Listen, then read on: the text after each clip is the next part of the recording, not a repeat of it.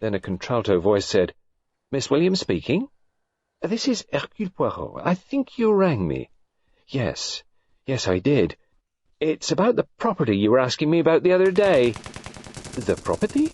For a moment Poirot was puzzled. Then he realized that Maud's conversation was being overheard. Probably she had telephoned him before, when she was alone in the office. "I understand you, I think. It is the affair of James Bentley and Mrs. McGinty's murder." "That's right. Can we do anything in the matter for you?" "You want to help. You are not private where you are." "That's right." "I understand. Listen carefully. You really want to help James Bentley?" "Yes." "Would you resign your present post?" There was no hesitation. "Yes." "Would you be willing to take a domestic post, possibly with not very congenial people?" "Yes." "Could you get away at once? By tomorrow, for instance?" "Oh, yes, Monsieur Poirot. I think that can be managed." "You understand what I want you to do. You would be a domestic help to live in. You can cook?" A faint amusement tinged the voice. "Very well." Bon Dieu. What a rarity. "Now listen. I am coming into Kilchester at once. I will meet you in the same cafe where I met you before, at lunchtime." "Yes, certainly." Poirot rang off. An admirable young woman, he reflected. Quick-witted, knows her own mind, perhaps even she can cook. With some difficulty, he disinterred the local telephone directory from under a treatise on pig-keeping and looked up the Weatherby's number. The voice that answered him was that of Mrs. Weatherby. "Hello? Hello? It is Monsieur Poirot. You remember, madame?" I don't think I... Monsieur Hercule Poirot." "Oh, yes, of course. Do forgive me. Rather a domestic upset today. It is for that reason exactly I rang you up. I am desolated to learn of your difficulties. So ungrateful, these foreign girls. A fare paid over here and everything. I do so hate ingratitude." Yes, I do indeed sympathize. It is monstrous.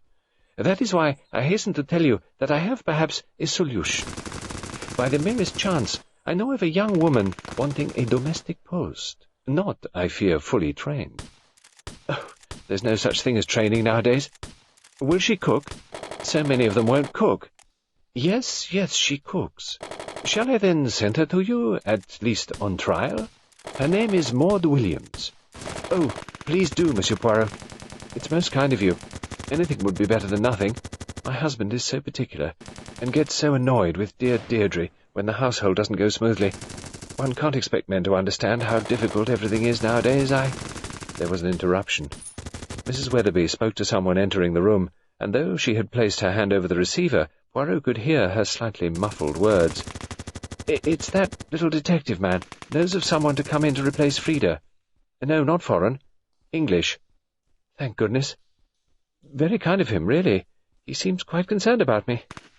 Oh, darling, don't make objections. What does it matter? You know the absurd way Roger goes on. Well, I think it's very kind, and I don't suppose she's too awful." The asides over, Mrs. Weatherby spoke with the utmost graciousness. "Thank you very much, Monsieur Poirot. We are most grateful." Poirot replaced the receiver and glanced at his watch. He went to the kitchen. "Madame, I shall not be in to lunch. I have to go to Kilchester." "Thank goodness," said Maureen. "I didn't get to that pudding in time. It had boiled dry. I think it's really all right. Just a little scorched, perhaps. In case it tasted rather nasty, I thought I'd open a bottle of those raspberries I put up last summer. They seem to have a bit of mould on top, but they say nowadays that doesn't matter. It's really rather good for you. Practically penicillin." Poirot left the house, glad that scorched pudding and near penicillin were not to be his portion today. Better, far better, eat macaroni and custard and plums at the Blue Cat than the improvisations of Maureen Summerhaze. At Laburnum's, a little friction had arisen. "Of course, Robin, you never seem to remember anything when you're working on a play." Robin was contrite. "Marjorie, I'm most terribly sorry.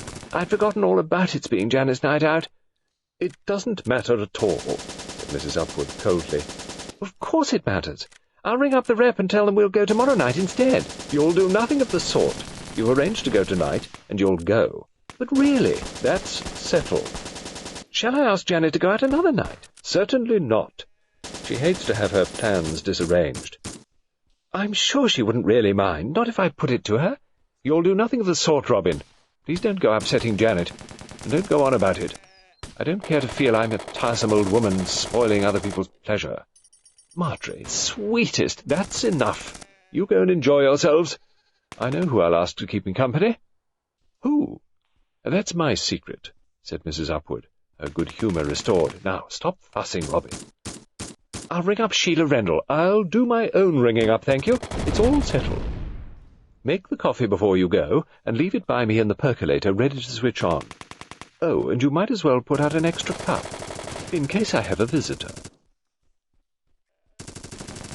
Sitting at lunch in the Blue Cat, Poirot finished outlining his instructions to Maud Williams.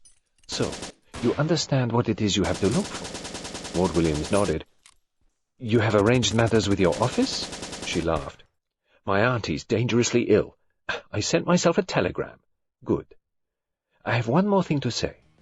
Somewhere in that village we have a murderer at large. That is not a very safe thing